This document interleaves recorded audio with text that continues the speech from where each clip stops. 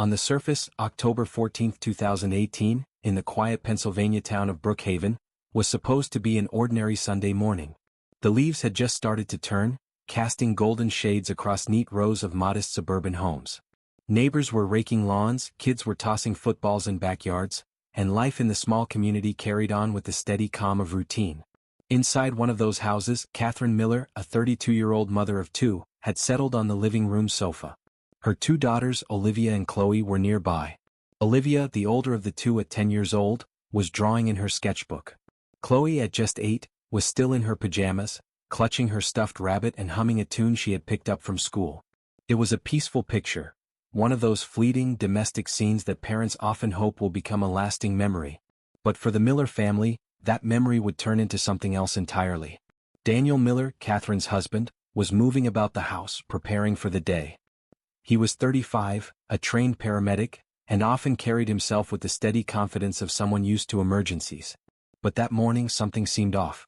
According to his later statement, he noticed Katherine lying unusually still on the couch. He called out her name, but she didn't stir. He shook her shoulder, but her body remained limp.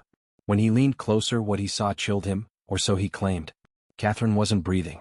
Her lips had taken on a bluish tint, her skin unusually cold to the touch. In a sudden burst of urgency, Daniel dialed 911. His voice on the call, recorded in dispatch logs, was strained but controlled. He reported that his wife wasn't responding, that she wasn't breathing, and that he needed paramedics immediately. By the time first responders arrived, the picture was grim. Katherine was still lying on the sofa, motionless. Paramedics assessed her quickly: no detectable heartbeat, no pulse, and a body temperature far too low for someone who had collapsed only minutes before. Despite their training and best efforts, there was nothing to be done. Katherine Miller was pronounced dead at the scene. At first, her passing didn't set off alarm bells. Katherine had been living with a heart condition for years. After her second pregnancy, she had developed complications that required a pacemaker. Friends and neighbors knew she had struggled with fatigue, occasional fainting spells, and frightening trips to the hospital. To an outsider, her sudden death seemed tragic but not shocking. Another life cut short by a body too fragile to keep up. But beneath the surface, there were details that didn't quite fit. For one, Daniel's reaction raised eyebrows. He told paramedics and police that Katherine wouldn't have wanted any invasive procedures, insisting she be left in peace. When the subject of an autopsy came up, he refused without hesitation. He explained to authorities that his wife had been clear about not wanting her body examined. With no visible signs of foul play and no legal grounds to override his wishes, the medical examiner complied. The cause of death was logged as cardiac failure. No autopsy was conducted. By the very next day, Daniel had already contacted a funeral provider. The cremation was arranged swiftly, so swiftly that paperwork was barely completed before Katherine's body was transferred. To Katherine's parents, Margaret and Thomas Cole, the pace of everything was jarring. They hadn't even had time to process their daughter's death before her remains were reduced to ashes. Margaret in particular couldn't let go of the feeling that something wasn't right. Just the day before, she had seen Katherine laughing with her daughters, full of energy despite her fragile health. Now she was gone, and the process of saying goodbye was being pushed forward at a pace that felt unnatural. Even in her grief, Margaret noticed other troubling details. Daniel contributed little to the funeral arrangements, leaving most of the burden to the Coles. He offered no comfort, no shared tears, no visible signs of mourning beyond the most perfunctory gestures. Instead, he seemed focused on moving things along, signing papers, and avoiding prolonged contact with his in-laws. It was only later that Margaret would learn something that deepened her suspicion. Katherine had been a registered organ donor. She carried the designation on her license, and she had told her family about it. But after her death, nothing had been done to honor that choice. No organs were collected, no donation process carried out. Somehow the procedure had been bypassed entirely. When Margaret confronted Daniel about it, he brushed it off, saying Katherine wouldn't have wanted it in the end. Yet he never produced any documentation or proof of such a change. Within weeks, Margaret's unease turned into conviction. Something was wrong, not just with the way Katherine died but with everything that followed. And then came the final straw.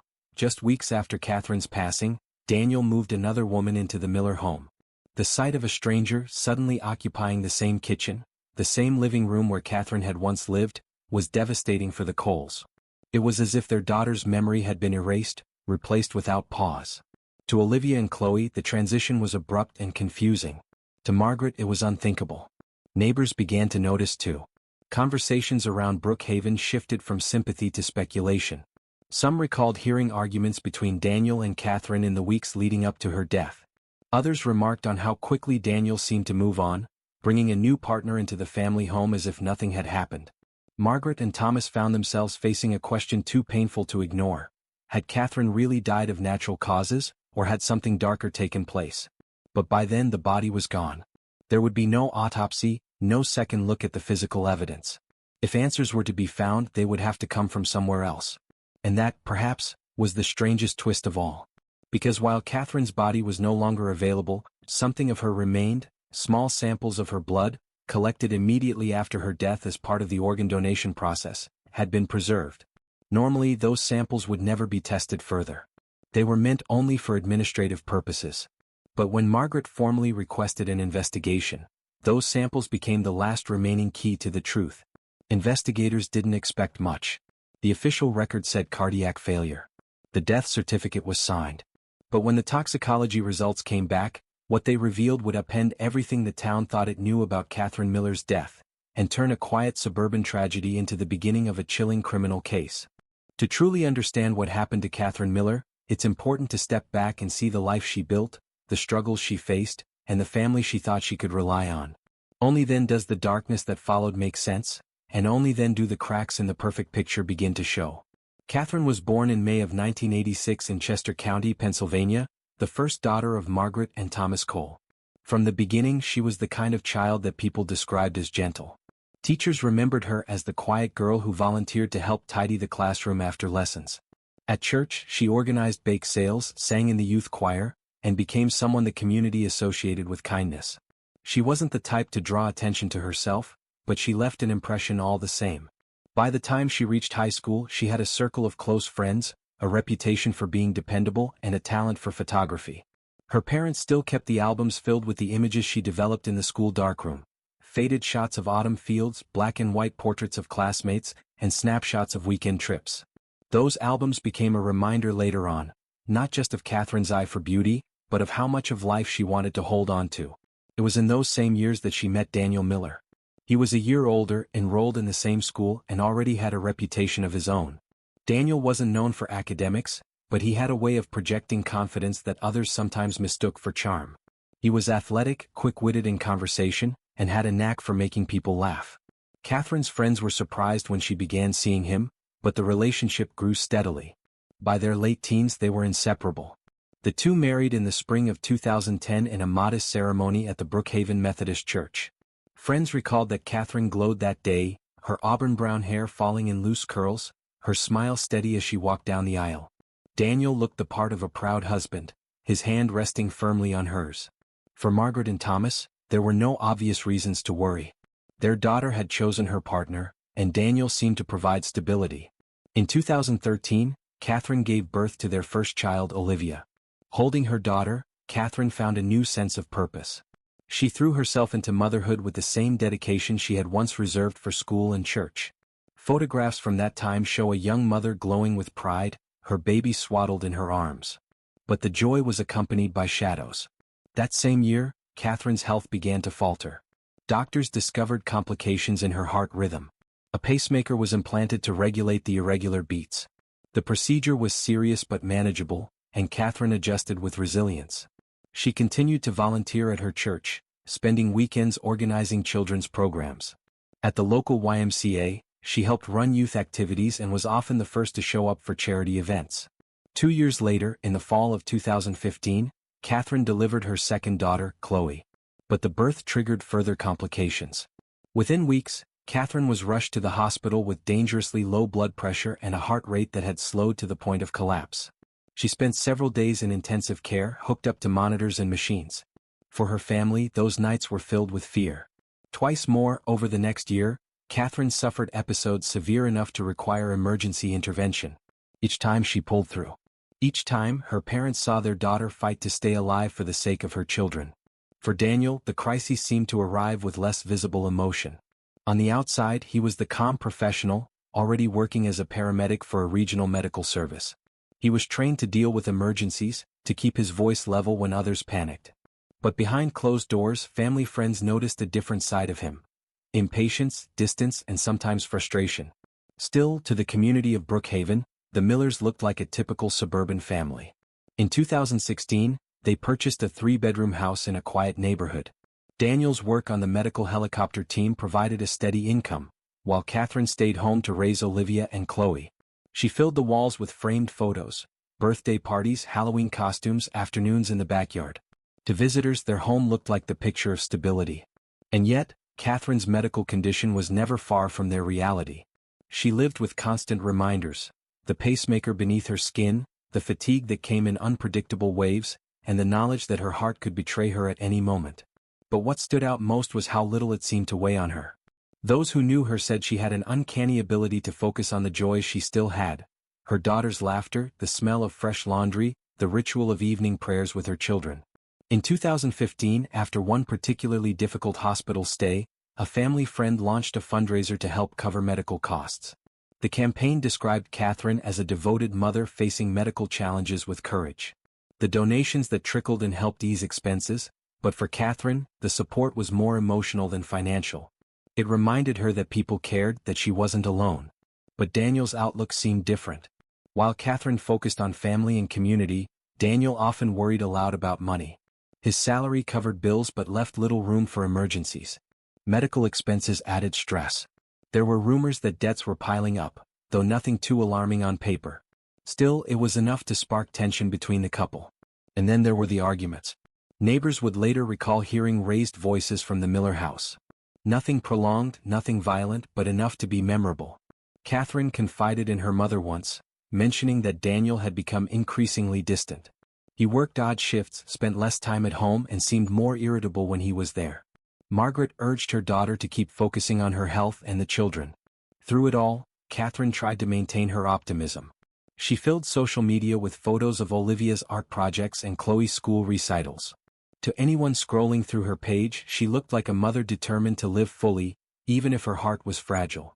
What no one knew at the time was that beneath this picture of resilience and family life, decisions were already being made, decisions that would turn Katherine's condition into something more sinister.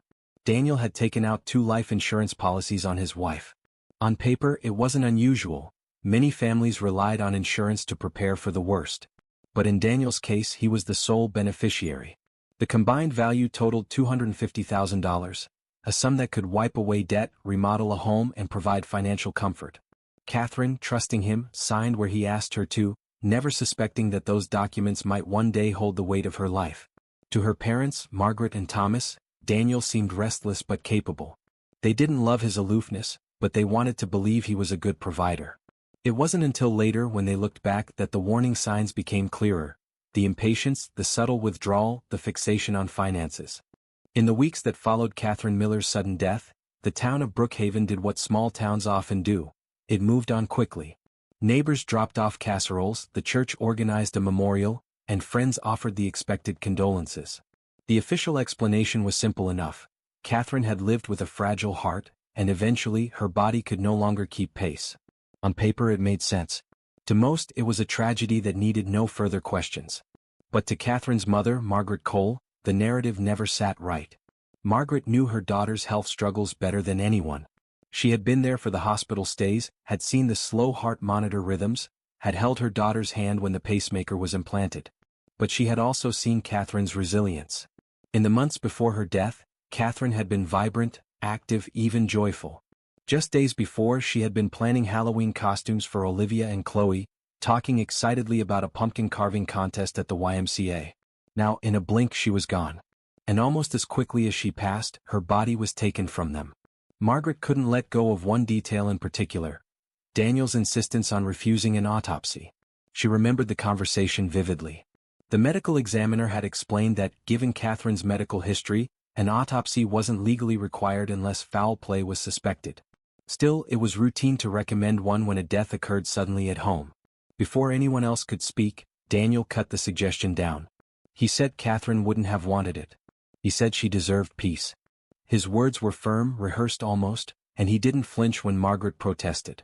Within a day, cremation was arranged. Too fast, Margaret thought. Too fast for a man who was supposedly heartbroken. Her suspicions only grew in the weeks that followed. Daniel didn't take part in funeral planning. He didn't sit with her or Thomas to grieve.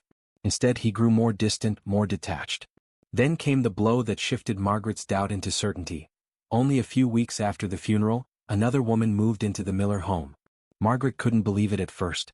She had driven by one evening intending to drop off toys for her granddaughters, when she saw a woman's car in the driveway. Soon after, neighbors confirmed what she feared.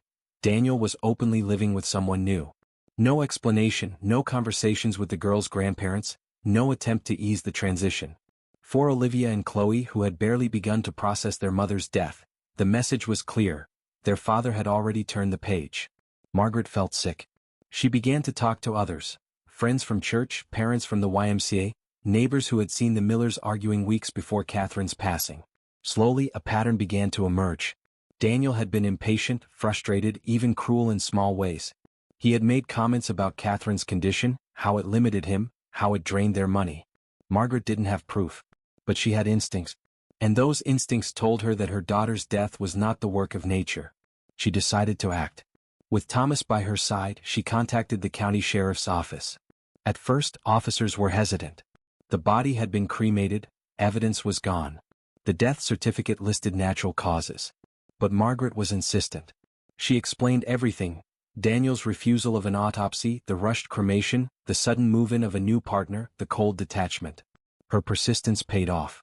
Investigators agreed to take a second look. There was one sliver of hope, one overlooked detail that might still hold answers. As part of the organ donation registry, small samples of Katherine's blood had been preserved after her death. Although the organ donation itself was never carried out, state protocols required donor centers to collect and store blood samples at the time of passing. Those samples had been quietly sitting in storage at the LifeShare Donor Center. It was a long shot, investigators admitted. Blood samples weren't typically tested after death unless for compatibility purposes. But with Margaret's formal request on file and an investigation now open, authorities were granted access. The samples were sent to a toxicology lab. Expectations were modest. Most believed the results would confirm what was already on paper: a heart weakened by years of complications. But when the lab's report came back, it didn't confirm the narrative. It shattered it. The results showed unusually high levels of a chemical compound called tetrahydrozoline in Katherine's bloodstream. The concentration was staggering, 30 to 40 times higher than what would ever be considered safe. Tetrahydrozoline. To most people, the name meant nothing. But investigators knew it immediately. It was the active ingredient in over-the-counter eye drops, a product used to reduce redness by constricting blood vessels. Under normal circumstances, the substance stayed localized in the eyes, never entering the bloodstream in significant amounts. Even if swallowed accidentally, the effects were mild. But Katherine's levels were not mild. They were lethal. At such concentrations, tetrahydrozoline acted as a powerful depressant. It slowed the heart rate, dropped blood pressure, suppressed breathing, and could send someone into unconsciousness before ultimately shutting down their system. The exact symptoms matched what Daniel had described that morning: Katherine lying unresponsive, not breathing, her skin cool and bluish. For investigators, the implication was clear. Katherine Miller hadn't died from her heart giving out. She had been poisoned. What made the discovery even more chilling was the nature of the substance itself. Tetrahydrozoline wasn't a poison people typically used. It wasn't part of standard toxicology panels performed during autopsies. Unless someone had a reason to test for it specifically, it would never be detected. That explained why Daniel had been so quick to refuse an autopsy.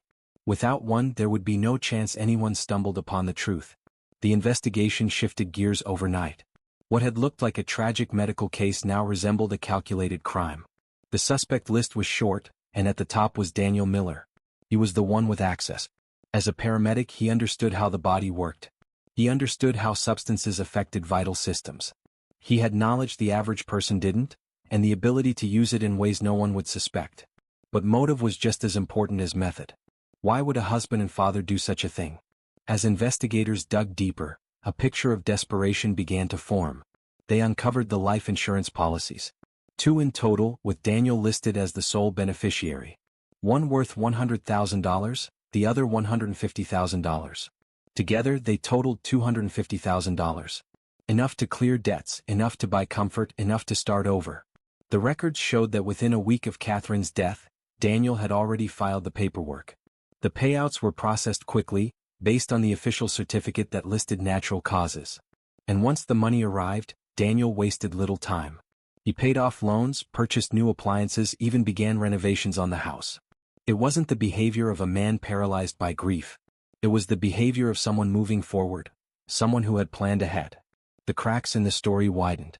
And as investigators pieced it together, the lines between tragedy and crime blurred until only one explanation made sense. When investigators confirmed that Katherine Miller's death was not the work of a failing heart but of a hidden poison, the case shifted from tragedy to homicide. But suspicion alone was not enough. To move forward, detectives needed evidence, something to tie Daniel Miller not only to the opportunity but to the method itself. At first, they revisited the medical reports. Toxicologists explained how unusual tetrahydrozoline poisoning was. Unlike arsenic or cyanide, which had long histories in criminal cases, this was not a compound that appeared on standard toxicology screens. Unless you were looking for it, you'd never find it. That, investigators noted, suggested knowledge. Whoever poisoned Katherine understood that her cause of death would look natural, almost undetectable. It was a rare combination of subtlety and cruelty. The focus turned to Daniel. As a paramedic, he had training. He knew about medications, circulatory systems, and how different substances could alter vital signs. But suspicion had to be supported with something concrete. For weeks, detectives interviewed family, friends, and colleagues, building a profile not only of Katherine but of the man she trusted most. It was during those interviews that one of Daniel's co-workers recalled something chilling. Months before Katherine's death, during a casual conversation in the break room, Daniel had mentioned a bizarre idea.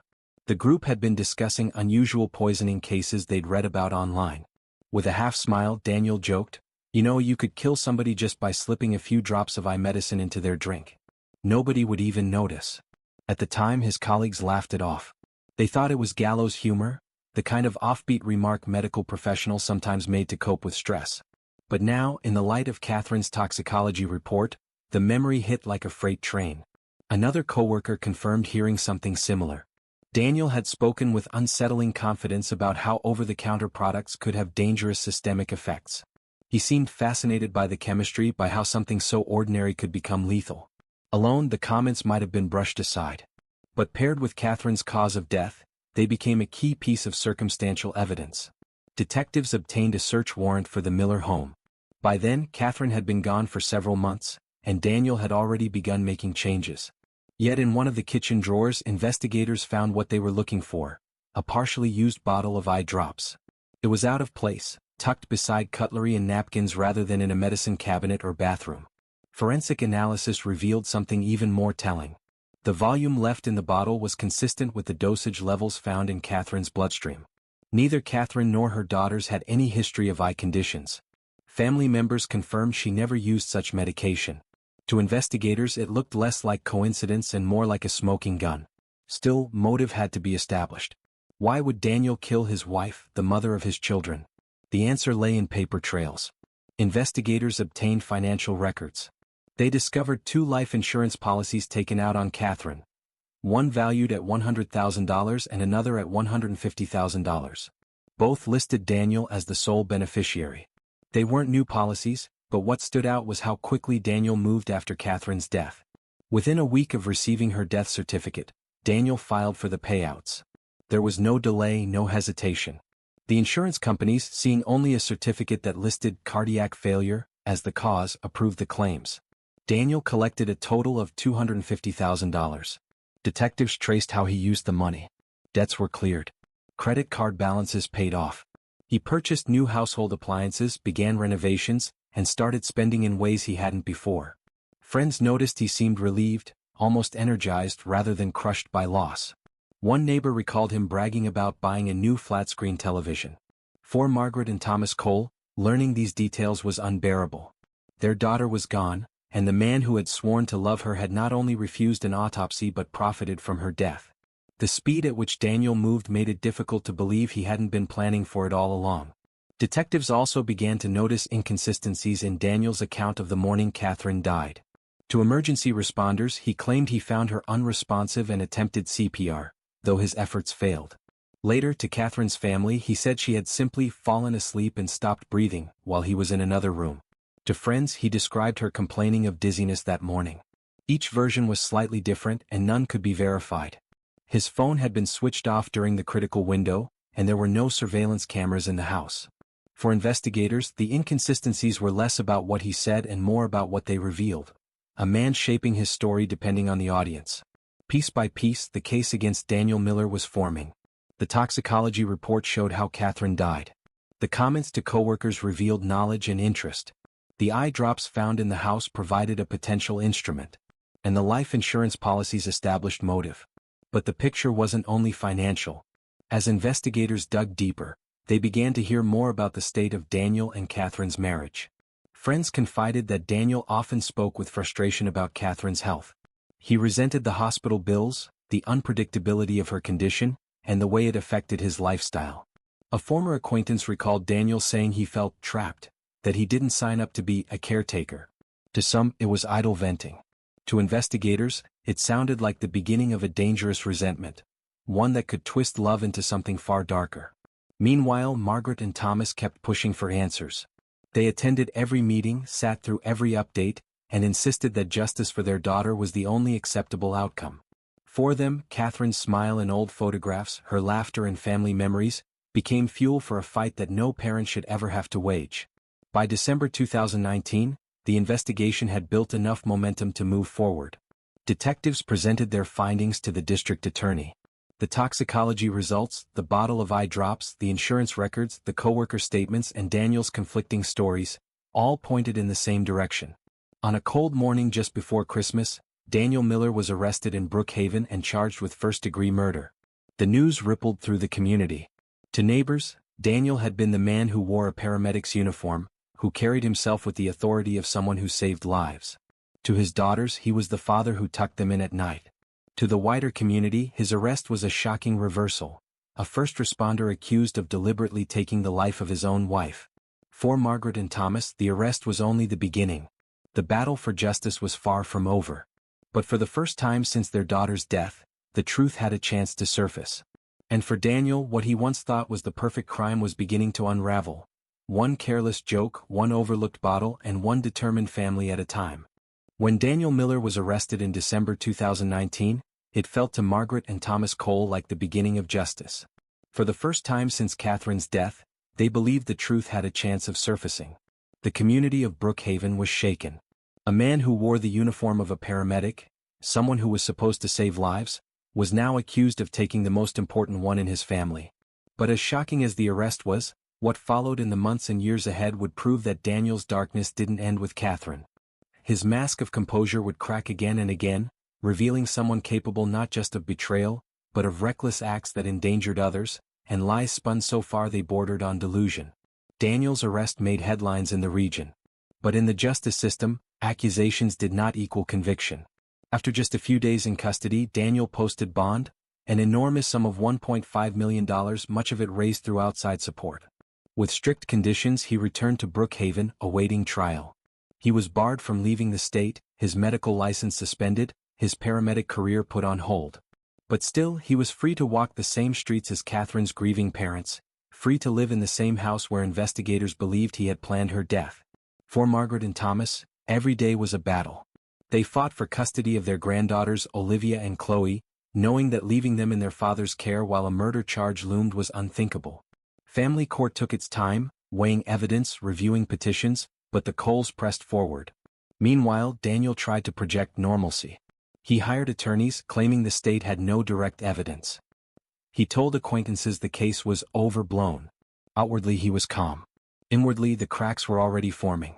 In November 2019, weeks before his arrest, Daniel had still been working shifts as a flight paramedic with a medical helicopter service. That's when another strange, dangerous incident unfolded, one that investigators would later tie back to him. On a routine transport, a medevac helicopter was forced into an emergency landing after the pilot noticed smoke trailing from the tail section. Alarms blared in the cockpit. The crew acted fast, guiding the aircraft down onto an open field. Miraculously, everyone survived. The helicopter, however, sustained significant damage. When federal investigators and local authorities examined the wreckage, They found flammable residue inside compartments where no such substance should have been. Wires had been tampered with. The fire hadn't been an accident. It looked like sabotage. And then came the most damning detail. Security footage placed Daniel near the aircraft before takeoff, at a time when he wasn't scheduled to work. He offered explanations. He claimed he was checking equipment, running through routine pre-flight tasks. But protocols were clear. Another crew member was assigned and Daniel had no reason to be there. Receipts showed that just days before, Daniel had purchased aerosol products containing flammable chemicals. The chemical fingerprint matched the residue in the helicopter. Investigators couldn't say whether his motive was to create a distraction, to stage an accident for sympathy, or simply to lash out under stress. But the act revealed something undeniable. Daniel's instability didn't end with Katherine's death. He was willing to put others in danger. By early 2023, with his trial still pending, Daniel found himself under mounting pressure.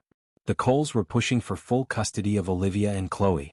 Prosecutors were preparing a mountain of evidence for court. And Daniel, desperate, made a bizarre move. On February 21st, he called police with a dramatic claim. He had been kidnapped. According to him, he had stepped outside his Brookhaven home to take out the trash when a car pulled up. A man with a weapon forced him inside, shoved him into the trunk and held him captive for several hours before releasing him. Daniel even named a suspect, his own father-in-law, Thomas Cole. The allegation was shocking. Thomas, a man in his 60s who had spent years grieving his daughter, was suddenly accused of orchestrating a violent abduction.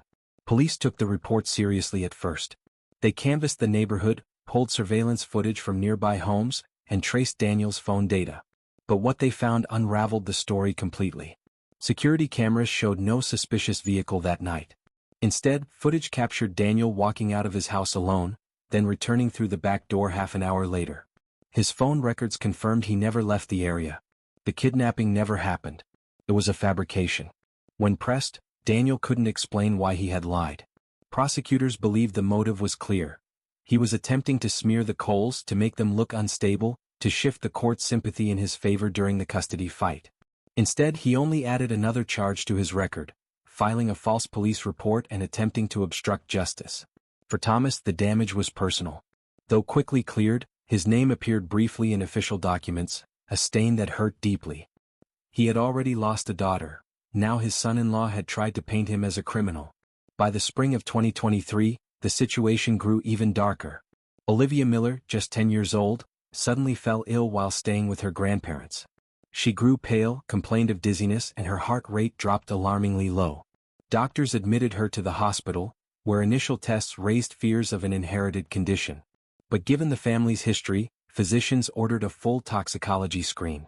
The results left them stunned. In Olivia's blood, they found traces of tetrahydrozoline, the very same chemical that had killed her mother. The dosage wasn't lethal, but it was far above safe limits. Investigators moved quickly. They learned that just days earlier, Daniel had been granted a short visitation period. For a few hours, Olivia and Chloe had been alone with him. Within 24 hours of that visit, Olivia's symptoms began. Searches of Daniel's home revealed another bottle of eye drops, recently opened. They also found packaging of medication that could amplify the effects of the compound. The conclusion was horrifying but hard to ignore. Daniel may have tried to poison his own daughter. Not to kill her, but to create suspicion that the Coles, who had custody at the time, were negligent or abusive. If authorities believed Olivia's illness came from their care, it could have shifted custody back to him. The dosage wasn't enough to end her life. But it was enough to endanger her. Enough to make her collapse. Enough to send her grandparents into panic.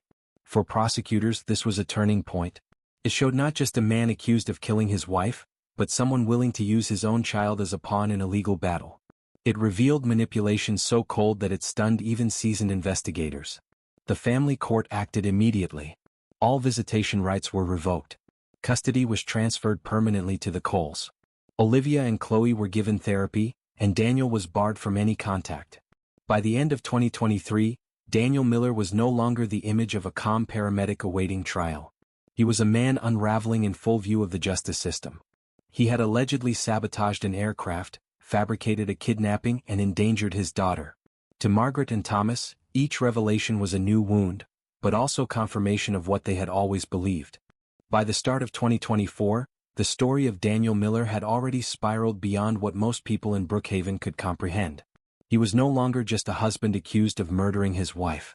He was a man who, while awaiting trial, had allegedly sabotaged a helicopter, staged a false kidnapping, and exposed his own daughter to the same chemical that had killed her mother. The courts had stripped him of parental rights, barred him from seeing Olivia and Chloe, and the community regarded him as someone dangerous, unstable, and unpredictable. For Margaret and Thomas Cole, the ordeal should have been reaching its end. With custody secured, their granddaughters finally had a chance to heal. Therapists worked with Olivia to process the trauma of her mother's death and her father's betrayal. Chloe, younger and less able to grasp the full scope, clung to her stuffed rabbit but had started to sleep peacefully again. The Coles believed, if only for a moment, that the worst was behind them. But Daniel wasn't done. It began with subtle signs, things easy to brush off at first. A neighbor mentioned seeing a car idling near the Coles' home late at night. Margaret occasionally felt the sensation of being watched when she stepped into the yard. Then the envelopes started arriving. The first appeared in their mailbox on an otherwise ordinary Tuesday afternoon. Inside was a handful of printed photographs. Some were old family pictures, images of Katherine, Margaret, and Thomas taken years earlier. Others were recent, showing the Cole home from angles that suggested someone had been standing just outside, photographing their windows and driveway. At the bottom of the envelope was a short, handwritten note. "I see everything. I'm close." Margaret's hands trembled as she read it. Thomas, furious, wanted to storm straight to the police. But part of him knew what they would say. Without proof of who sent it, little could be done. More envelopes followed. Some contained children's clothes, folded neatly as if prepared for Olivia and Chloe. Another held a food container with a single serving of leftovers, labeled in black marker, "For the memories." The intent was clear, not to harm directly but to intimidate, to remind the Coles that someone was watching. The family installed security cameras around the property. Within weeks they caught what they dreaded. On one recording, a figure in a hooded sweatshirt walked slowly past their house just after midnight. The build and posture matched Daniel. At one point, the figure stopped, raised a phone, and pointed it directly at the home as if filming or taking photographs. The image was grainy, but the implication was unmistakable. Margaret no longer slept soundly. Every creak of the floorboards, every motion-activated light flickering on in the yard sent her heart racing. Thomas, once the steady protector, admitted to feeling powerless. Their home, once a place of refuge, now felt like a stage for their tormentor. The Coles reported the harassment to authorities, handing over the envelopes and the footage. Prosecutors filed motions arguing that Daniel was in violation of prior court orders that prohibited him from contacting or intimidating the family in any form. But Daniel insisted, through his attorneys, that he was gathering evidence to defend himself, that he had every right to document events. Then came the packages. One evening the Coles found a box on their porch. Inside were photographs of Olivia and Chloe taken recently. Olivia walking to school with her backpack, Chloe holding her stuffed rabbit in the yard. The images were printed on glossy paper, no return address, no note, but the message was loud enough. Margaret clutched the photos, her hands shaking, whispering, "He won't stop until we stop him." For prosecutors, this was the breaking point.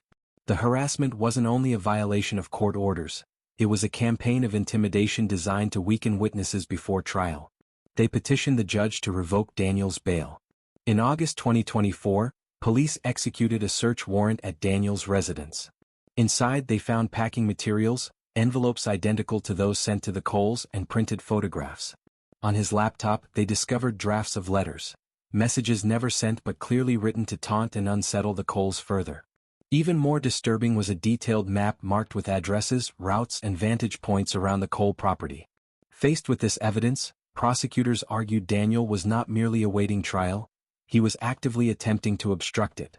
He wasn't just defending himself, he was terrorizing the very people whose testimony would help convict him. Daniel was taken into custody again, this time without the option of bail. The mask of composure he had once worn in public had slipped completely. To his neighbors, it was no longer possible to reconcile the man they once saw in a paramedic's uniform with the one now accused of stalking and tormenting his late wife's parents. For Margaret and Thomas, the arrest brought a mix of relief and exhaustion.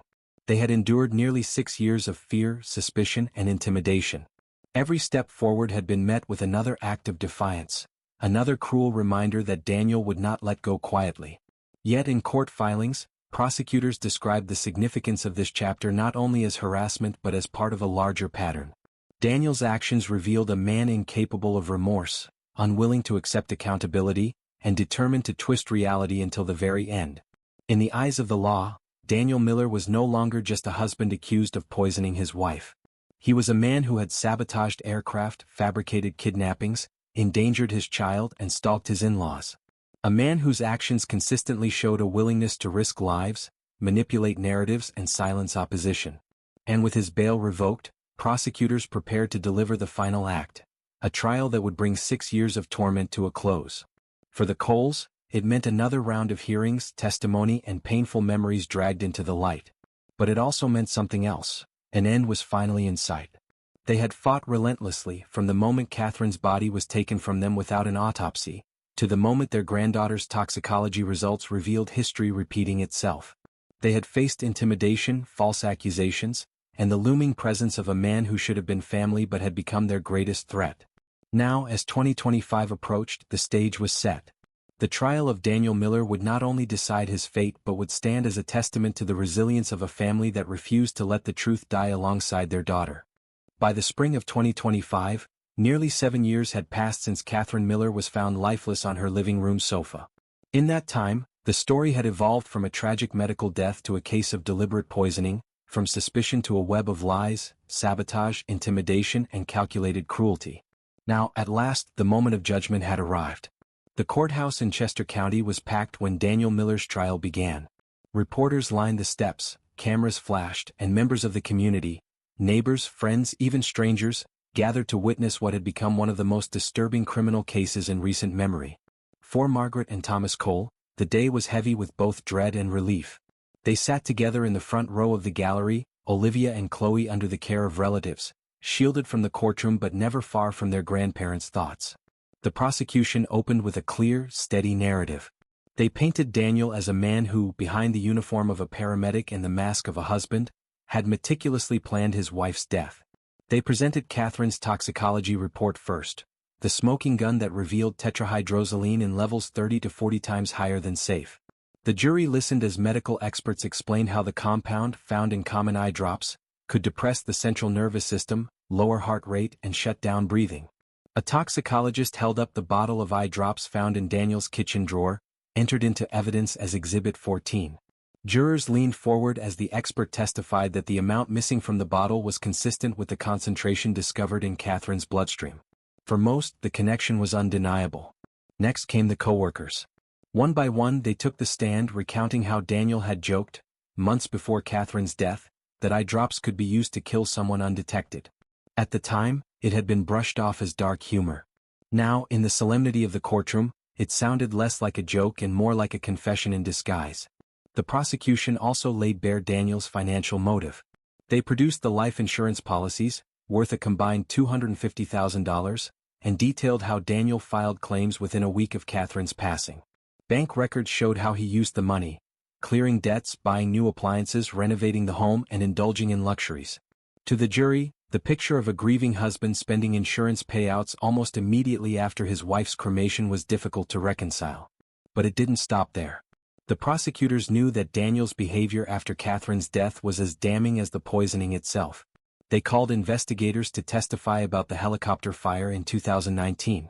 Jurors saw security footage showing Daniel near the aircraft when he wasn't scheduled to be there. They saw receipts for aerosol products purchased with his card, matched to the chemical residue found inside the wreckage. They then moved to the fabricated kidnapping in 2023. Police officers described how Daniel claimed he had been abducted, naming Thomas Cole as the suspect. Jurors saw surveillance footage of Daniel walking calmly back into his home during the time he claimed he was captive.